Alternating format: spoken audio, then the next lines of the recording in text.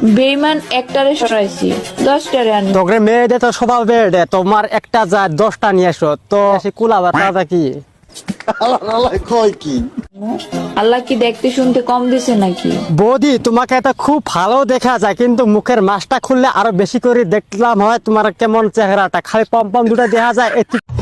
কি তোমার কি দিশে পাম, তুমি সুন্দর না অসুন্দর?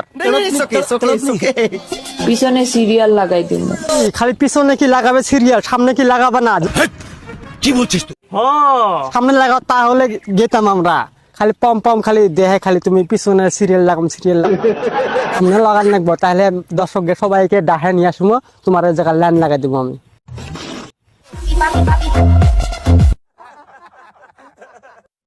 কিরে সারারা তোকে কি মনে পড়ে না? না না বৌদি, তোমার খুব মনে পড়ে আমার, তোরা আমারে কোনো ফলো দাস না?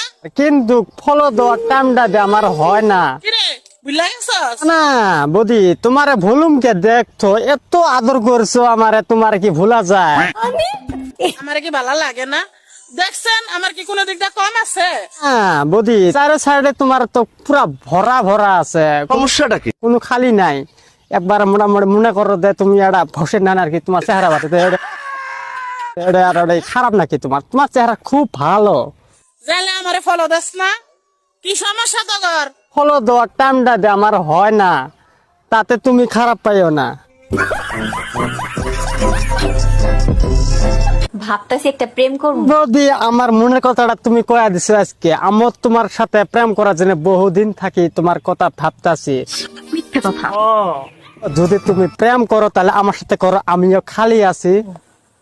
কিন্তু ভয় লাগে যদি ছেঁকা খাই। আচ্ছা বৌদি, তুমি আগে ভাগে তুমি ছেঁকা খাওয়ার ভয় করতেছ, 100% আমার সাথে প্রেম করলে তুমি না ছেঁকা খাইবেন।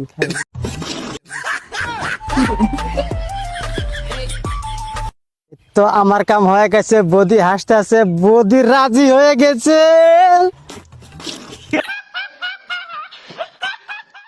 কিস করলে নাকি ভালোবাসা বাড়ে?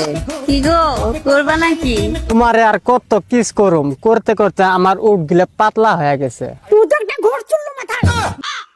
শরীর টরীর সব পাতলা হয়ে গেছে।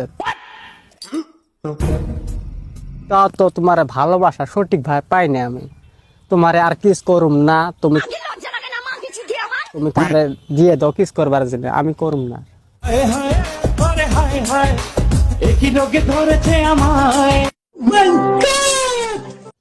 হ্যালো সুপ্রিয় দর্শক সবাইকে বলছি, তো ভিডিওটা দেখে কেমন লাগে, তো ভালো লাগলে অবশ্যই লাইক কমেন্ট শেয়ার করবে, আর চ্যানেলটা प्लीज सब्सक्राइब कर राखबे। आपसे गुजारिश है, ये वीडियो सिर्फ एंटरटेनमेंट के लिए। मेरी वीडियो का मकसद सिर्फ सोसाइटी में गंदगी फैलाने वालों को साफ करना है।